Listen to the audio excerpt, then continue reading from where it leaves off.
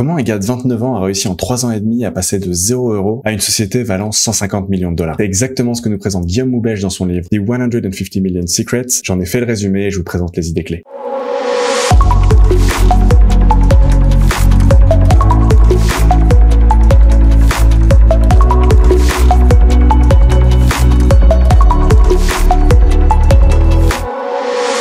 Si vous ne me connaissez pas encore, je m'appelle Amaury Duval, je me suis lancé un challenge un peu fou de créer 12 SaaS en 12 mois pour atteindre les 12 000 € par mois. C'est pour ça que j'ai une passion pour les SaaS et que j'ai étudié ce livre-là. Si vous voulez suivre mon challenge, abonnez-vous à cette chaîne et inscrivez-vous à ma newsletter que vous pourrez trouver sous cette vidéo. Le premier élément qu'il va nous présenter dans son livre, c'est le choix de l'idée. Assez classique et comme on peut le voir dans le livre Make de Peter Levels, l'idée c'est de commencer par un problème et non pas par une solution. On résout un problème grâce à une solution, mais on s'intéresse à quel problème on veut résoudre, quel problème ont les gens. C'est pour ça qu'ils vont payer. Et plutôt que partir sur une feuille blanche pour chercher ce problème, juste regardez dans votre vie quels sont les problèmes que vous rencontrez au quotidien. Et ça, en fonction du problème, ça donne un marché qui peut être soit saturé, soit vide, avec une nuance bien sûr, mais il va nous expliquer alors quel comportement avoir sur chacun de ces deux marchés. Dans un marché saturé, ça veut dire qu'il y a déjà des gens qui proposent des solutions et nos clients ou nos potentiels clients qui ont le problème sont au courant et les utilisent potentiellement. Dans ce cas-là, il est important et nécessaire d'avoir un avantage concurrentiel. Pourquoi ces gens-là, qui sont habitués à des concurrents, viendraient chez vous? Par exemple, en ciblant une sous-niche et en proposant une solution parfaitement adaptée pour cette niche-là particulière. Dans le cas d'un marché vide, c'est-à-dire que vous êtes le premier à proposer quelque chose qui résout un problème spécifique, les gens n'ont pas d'alternative. Et donc dans ce cas-là, les gens n'ont pas vraiment de solution existante pour résoudre leur problème. Et donc il faut valider l'intérêt des gens pour ce problème-là, et donc la solution, en allant sur des forums où ils peuvent être déjà, sur des réseaux sociaux comme Reddit ou Quora. Bref, là où vous pouvez avoir votre niche, les gens qui ont ce problème, pour valider que ce que vous allez faire, ou ce que vous voulez faire, peut les intéresser. Et pour valider son idée, maintenant qu'on a un problème, il faut demander aux gens juste s'ils ont ce problème. Soit on peut leur demander directement, soit on peut faire en sorte de faire croire qu'on a déjà créé la solution et voir comment ils y réagissent. En disant par exemple, je crée un outil qui fait ça et le partager et voir qui s'inscrit, qui va tenter de payer pour essayer de jauger à l'intérêt que les gens peuvent avoir pour cette solution-là. Et pour développer votre projet, vous allez devoir choisir votre source de financement. Est-ce que vous vous autofinancez, ce qu'on dit bootstrapper, ou est-ce que vous allez chercher de l'argent à l'extérieur, à des investisseurs? Et Guillaume nous explique que le financement a un coût, que ça soit par la pression que les investisseurs vont mettre, ou alors par la perte partielle de flexibilité. Et lever un gros montant n'a pas de réel impact direct sur la réussite de votre projet, parce que 75% des entreprises qui ont levé de l'argent ont quand même faillite. Donc si vous voulez avoir de la flexibilité et de la liberté, clairement la solution c'est de le faire en autofinancement. Et c'est d'ailleurs le choix que Guillaume a choisi avec ses fondateurs pour l'Emlist, qui est un bel exemple de réussite bootstrappée, et il y en a plein d'autres. Maintenant que vous avez l'idée, il va falloir se lancer. Et son premier point, c'est de dire qu'il faut commencer avant de se sentir prêt. Effectivement, créer une entreprise, se lancer dans son projet peut être effrayant, mais si vous réfléchissez trop, vous ne passerez pas à l'action. Son point, c'est qu'en commençant à construire et à développer votre projet, vous allez vous mettre en mouvement et avoir de premiers apprentissages et de premières réussites qui vous permettront de maintenir l'élan et l'envie. Là où vous n'avez pas du tout ça tant que vous êtes à l'arrêt. Et si vous n'avez pas encore complètement confiance pour vous lancer, son point est de commencer par proposer des services de freelancing ou d'agence pour résoudre des problèmes sur un service particulier que les gens peuvent avoir. Ça vous permettra à la fois de gagner un peu d'argent et de développer des compétences qui seront importantes pour votre vie entrepreneuriale, que ce soit la gestion de clients, la résolution de problèmes ou la gestion d'équipe. Pour la première question, la question c'est de déterminer si vous voulez quelqu'un ou pas dans l'aventure. Et si vous voulez quelqu'un, l'idée ça va être de trouver le profil adapté, que ce soit similaire ou complémentaire, et vérifier que vos visions sont alignées. Et pour créer du lien avec des gens pertinents avec lesquels vous pourriez vous associer, rien de mieux que créer des relations authentiques où vous vous entraidez, ce qui permet d'avoir une visibilité sur le mode de fonctionnement des autres et trouver des gens avec qui l'aventure sera une plus belle aventure. Et à la question de quand lancer son produit, Guillaume répond le plus tôt possible. Essayez de facturer dès que vous pouvez. Il manque encore plein de fonctionnalités, le projet est encore partiel, mais ça vous permettra d'avoir de premières réussites, et il encourage les fondateurs à augmenter leur salaire avec l'évolution et la croissance de la société pour justement créer une motivation dans le développement. Et dans le cas d'une entreprise autofinancée, bootstrappée, la rentabilité est particulièrement importante. La croissance ne doit pas venir aux dépens de la rentabilité. Quand il s'agit de construire et de lancer son projet, un des premiers points, c'est la construction du MVP. Le MVP ne va pas avoir la même définition en fonction du marché dans lequel vous opérez. Comme je vous disais juste avant, il y a deux marchés, le vide et le concurrentiel. Dans le marché vide, c'est que votre solution est la première de son genre. Et dans ce cas-là, votre MVP peut être simple. Les clients, les gens qui rencontrent ce problème n'ont pas forcément d'alternative pour le résoudre et donc seront plus conciliants sur la qualité du MVP. Le lancement peut être plus rapide, moins contrôlé. Tant que la fonctionnalité principale résout le problème et apporte de la valeur aux gens qui l'utilisent, ils seront prêts à faire des concessions sur l'interface ou sur d'autres fonctionnalités complémentaires. Au contraire, sur un marché concurrentiel, faire attention de ne pas lancer trop tôt parce que